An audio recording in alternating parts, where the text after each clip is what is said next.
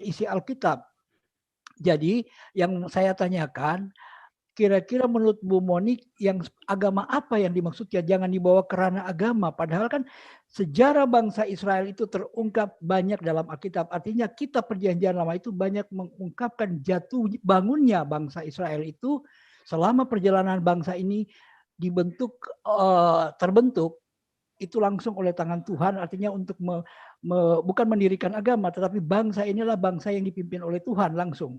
Yeah. Jadi menurut Ibu seperti apa sih yang kita nggak boleh masuk sampai membawa ke ranah agama? Padahal untuk meyakinkan semua orang bahwa ini loh sejarah Israel, Anda bisa lihat itu ditulis bukan baru tahun sekarang atau 10 tahun yang lalu, 15 tahun yang lalu, atau 100 tahun yang lalu, tetapi sudah dari zaman purba, artinya masih dari zaman Bapak udah ditulis, ada penulisnya.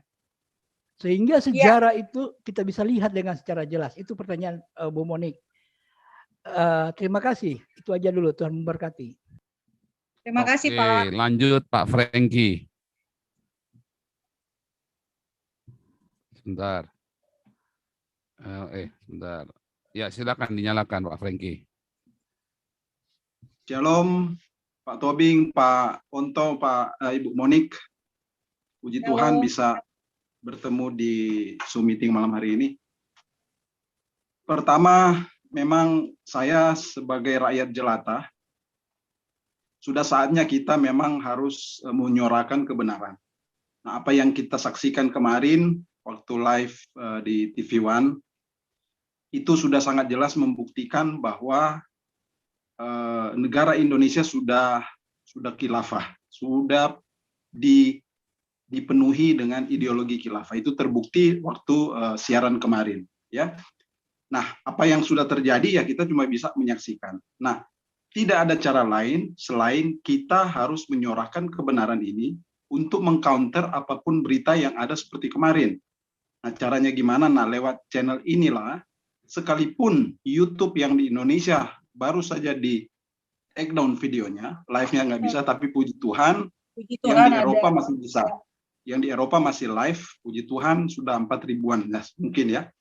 Jadi, saya hanya akan menyampaikan dua hal. Pertama, soal Israel memang, saya kebetulan minggu berjalan ini baru selesai membaca kitab Yosua.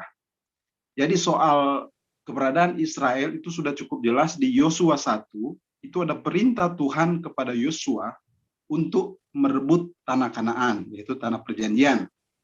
Nah, kemudian di Yosua 13, di situ juga ada daerah-daerah yang belum direbut saat itu. Nah, termasuk Gaza, itu sangat jelas tulis Gaza. Ini kalau gitu udah bisa dikirim ini. Artinya apa? Alkitab adalah sejarah yang tertua. Dari situlah kita bisa membaca, mendengar, dan mendapatkan kebenaran. Nah, kemarin memang Ibu Monik sangat cermat, sangat smart untuk tidak mau berbicara di ranah agama. Makanya Ibu Monik menyampaikan fakta tentang Israel. Nah, tentunya lewat channel inilah kita menyatakan kebenaran yang sesungguhnya tentang apa yang terjadi di sana. Nah, kemudian yang kedua, ini sangat penting saya harus suarakan bahwa apa yang terjadi kemarin itu adalah pembohongan publik yang sangat masif, terstruktur sistematis. Kenapa? Karena Pak Haikal Hasan membohongi seluruh rakyat Indonesia bahwa Abraham, Ishak, dan Yakub itu beragama Islam. Seandainya beliau disclaimer sebelum berbicara bahwa dia berbicara atas nama agama Islam, ya boleh-boleh saja, karena itu ajarannya dia. Tetapi ketika dia menyuarakan hal yang demikian, ini kan sudah pembohongan publik. Kasihan warga negara Republik Indonesia yang dibodoh-bodohi. Agama Islam ada 600 tahun setelah Yesus. Bagaimana mungkin Abraham, Ishak, dan Yakub, dan kedua belas anaknya Yakub itu beragama Islam? Ini namanya pembohongan publik terstruktur, sistematif, dan masif. Tugas kita adalah menyatakan kebenaran ini. Tidak apa-apa, itu sudah disuarakan. Tetapi lewat channel ini, semoga bisa kita re-upload dan kita nyatakan suara kebenaran itu. Nah, yang kedua, ini seruan kepada anak bangsa ya. Semoga tidak salah. Jadi kepada daerah-daerah yang cinta damai dan mendukung ideologi Pancasila, mari kita kibarkan bendera Israel dimanapun kita berada untuk menyatakan bahwa kita mendukung penuh Israel. Agar supaya apa? Agar bangsa tercinta kita Republik Indonesia terhindar dari kutuk. Karena pemerintah Republik Indonesia mengutuk Israel. Sedangkan firman Tuhan nyata jelas berkata bahwa siapapun yang mengutuk bangsa Israel akan dikutuk.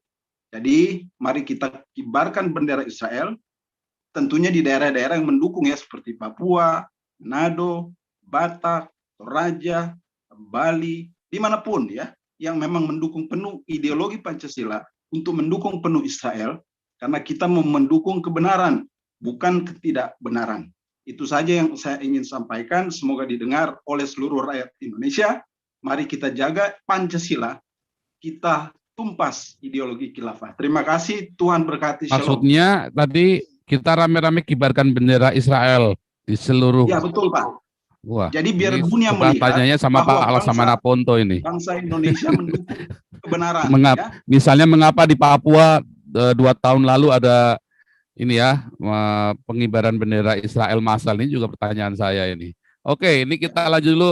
Tadi habis Pak Victor, Pak Kopi Kristi, Pak Jakarta Sihol, terakhir Stephen Woli ya. Oke, Jakarta Sihol silakan.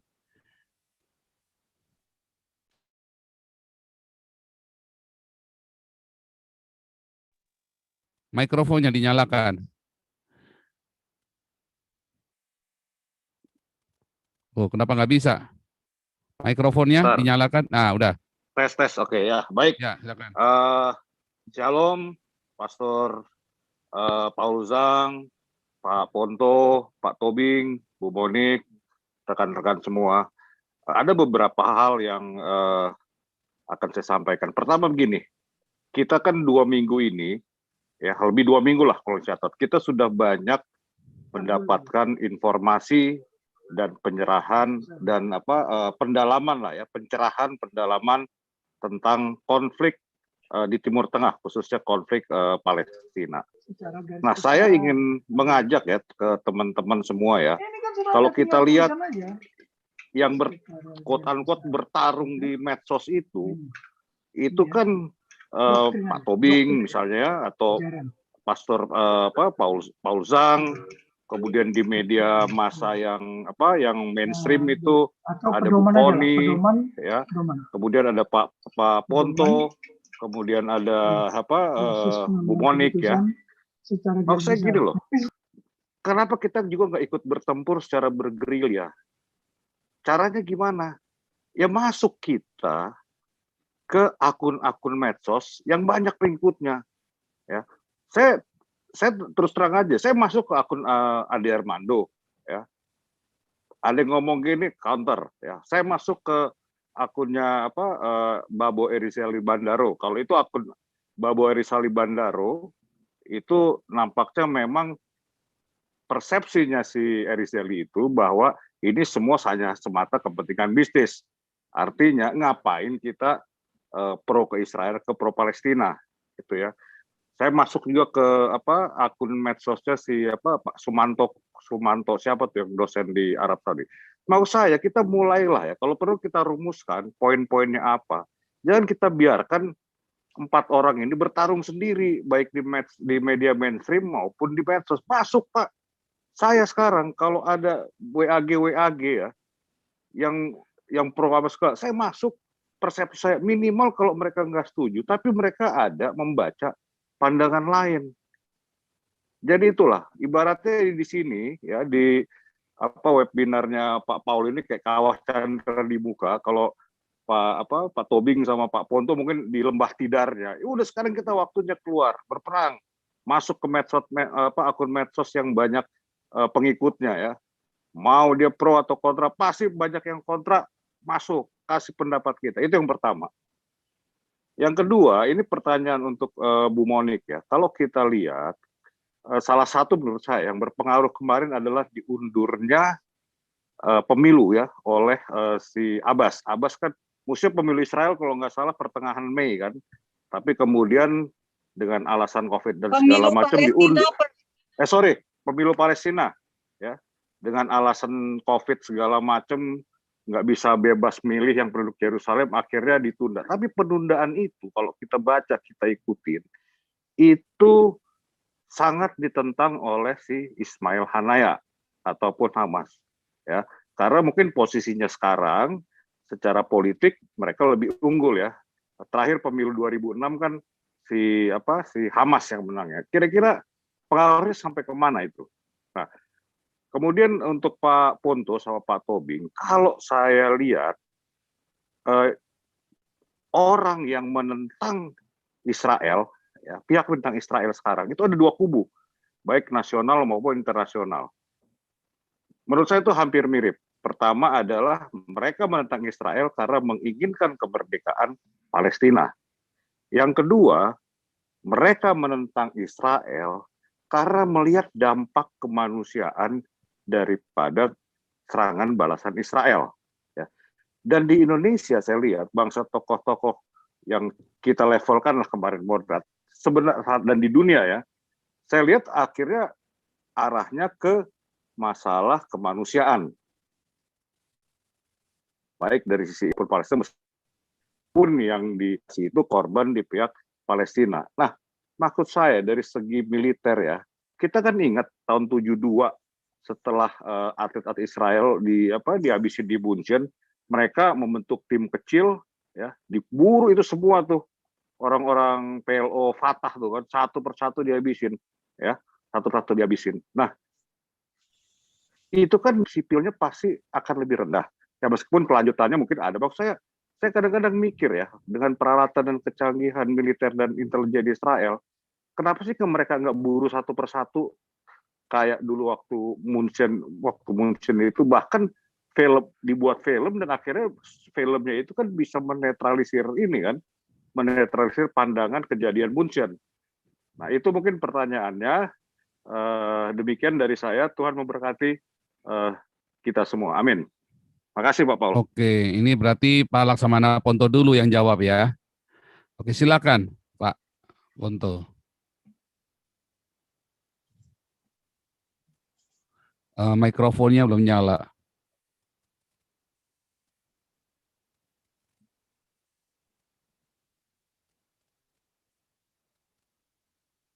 Oh, tersign out, ya.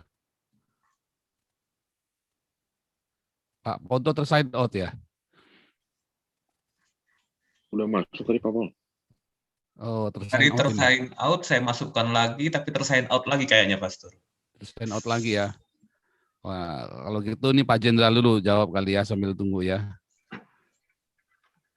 Saya untuk kalau Dek Prengki tadi kan hanya keluh kesah, ya, curhat, ya. Kita udah tahu kok, saya kemarin tuh mau meledak, saya hampir TV saya lempar. Kalau TV saya lempar rusak lah kan, gara-gara dibilang Tuhan Yesus anak Aram, ya kan, hasil pencina, konyol ini orang. Tapi begini aja lah, urusan dia lah itu, nanti kan dia sendiri yang menerima hukumannya. Yang mau saya sampaikan di sini, ya, kalau untuk untuk Pak Sihol, saya itu hari Senin ada di Pauljam. Selasa ada di tempatnya si Heri Ikem, ya. Rabu, Kamis, Jumat sampai Sabtu hampir saya nggak punya waktu, tidur jam 2 malam terus, hampir rubuh saya ini sudah. Jadi bukan kita nggak mau sebagai narasumber, sudah saya sampaikan semua. Tapi kalau saya nggak mau saya lewat chat-chat itu, kalau bisa sebagai narasumber tanggal 30 aja nanti Pak Paul, hari Sabtu, hari Minggu saya diminta untuk menyampaikan tentang wawasan kebangsaan, terutama Pancasila. Di apa? Di pengukuhan organisasi Goa Sulawesi Selatan. Itu nanti yang sama-sama saya itu ada dari Dikbud. Saya juga nggak tahu diminta kenapa. Oke, saya minta karena ada Bu Hasna di sana. Dia dulu pernah ikut satu tim sama saya.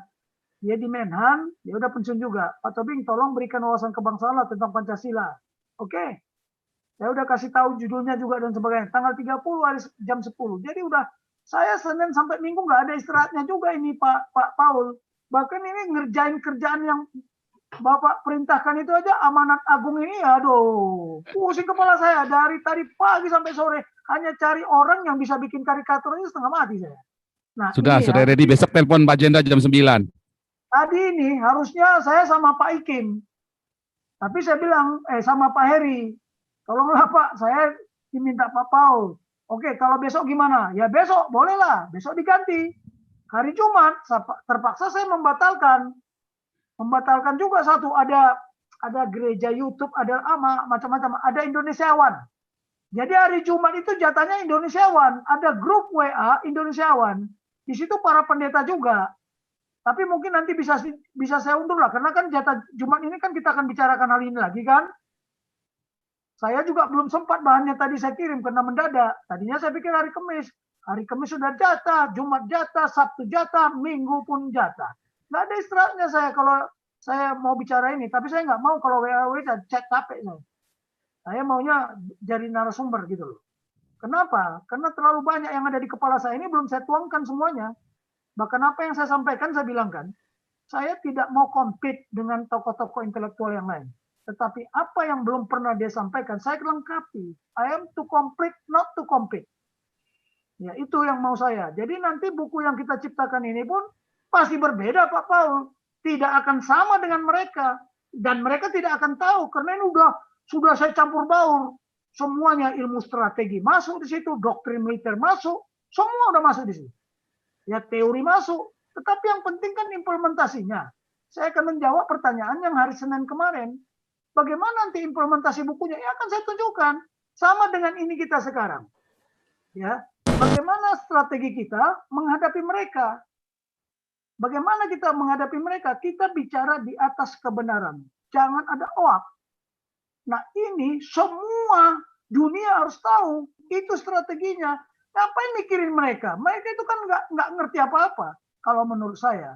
Kemarin Bu Monik itu sampai dibilang, jangan Anda siapa? Sendiri kok mampu begini? Nah, itu ada nggak kata-kata kemarin seperti itu? Tanya Bu Monik. Anda ini seorang diri. Loh, ini yang menjadi masalah. Jadi kalau ke Pak Sihol, ya baguslah. Semua kita terlibat. Hajar. Mainkan itu kan chat. Ini seperti inilah. Di chat ini kan mereka maki-maki juga. Tapi kita nggak perlu maki-maki. Kita sampaikan kebenaran. Ya, masalah penyelesaian Palestina dan konflik yang di Israel. Tadi udah saya bilang, kita buka aja Yeskiel. Buka aja Yeskiel. Yeskiel 38 tadi. Di situ semua udah jawabannya. Nggak usah kita bingung-bingung. Tapi mereka tahu nggak? Enggak. Nah tadi Dek Franky bilang, mereka ngomong semua orang udah beragama Islam. Makanya sudah saya bilang dari awal saya katakan bahwa Bible itu bukan apa? Bukan kitab agama. Tidak ada agama. Makanya tidak ada agama Kristen. Kalau mereka punya agama ya silakan aja. Ajaran mereka. Bukan ajaran kita. Bukan ajaran Tuhan kita. Makanya versinya versi Tuhan yang mana ini? Bingung juga kita. Tapi kita buktikan kebenaran. Yeskiel itu udah jelas. Penyelesaian konflik di sana itu jawabannya.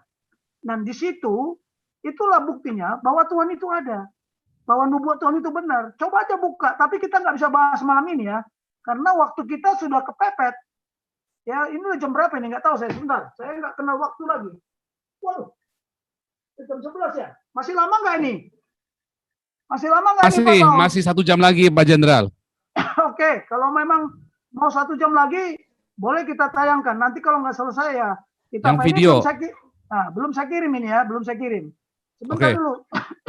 Saya mau kirim dulu. Tapi kita diskusi lagi dulu lah. Sambil bertanya nanti biar kita sambil kirim, sambil bertanya lagi ya. Jadi ini Pak Sulaiman Ponto udah muncul itu. Biar Pak Sulaiman bantu saya jawab lagi. Ya, silakan Pak Ponto tadi. Ada satu pertanyaan tadi dari Pak Franky saya juga tadi antara ini ya, begitu pertanyaan yang konyol namanya cukup masuk akal ya.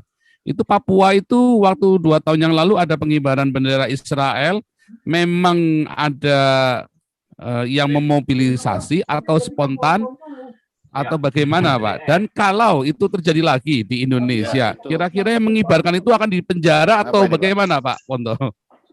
Udah kirim aja kan deh. Kalau di Papua itu, Pak, memang mereka spontan itu.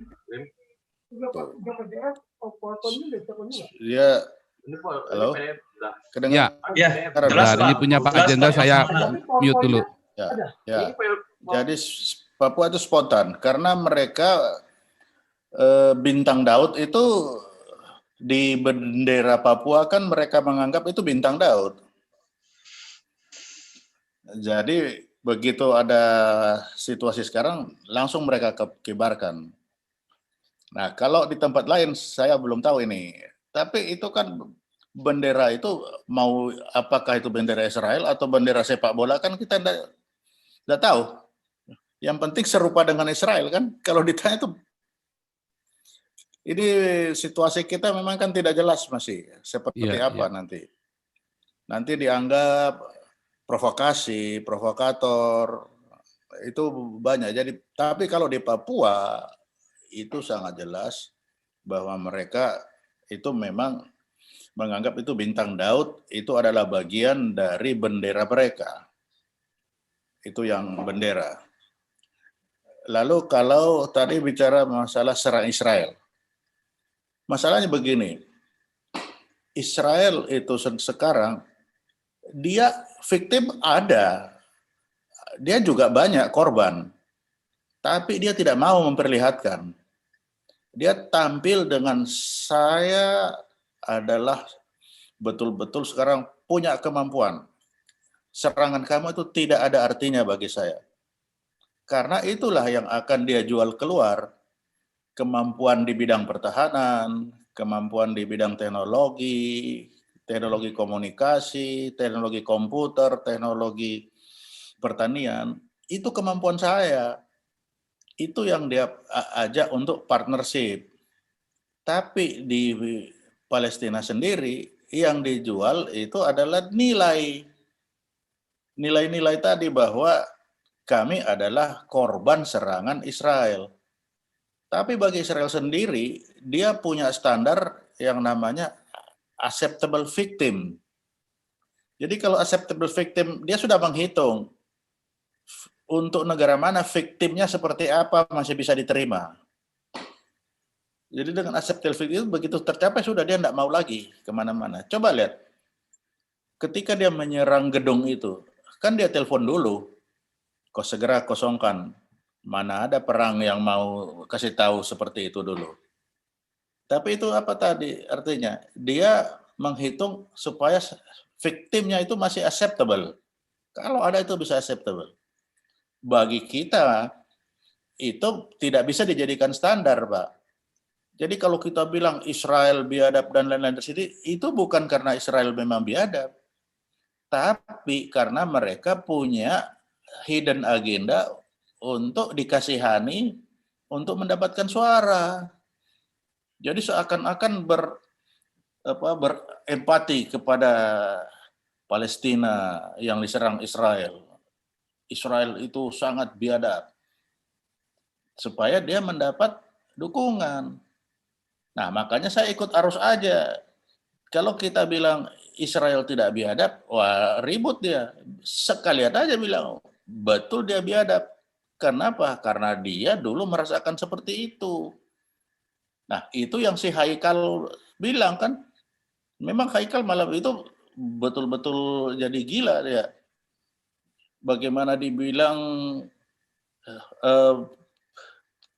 siapa Raja Sulaiman itu sudah Islam, ini sebelah. Ini gimana ini? Kan susah. Jadi saya diam aja. Enggak pusing. Nah, kalau berbicara perjanjian lama, memang menurut kita perjanjian lama itu seperti itu untuk Kristen. Tapi bagi mereka juga itu dia klaim bahwa itu juga adalah bagian dari imannya dia.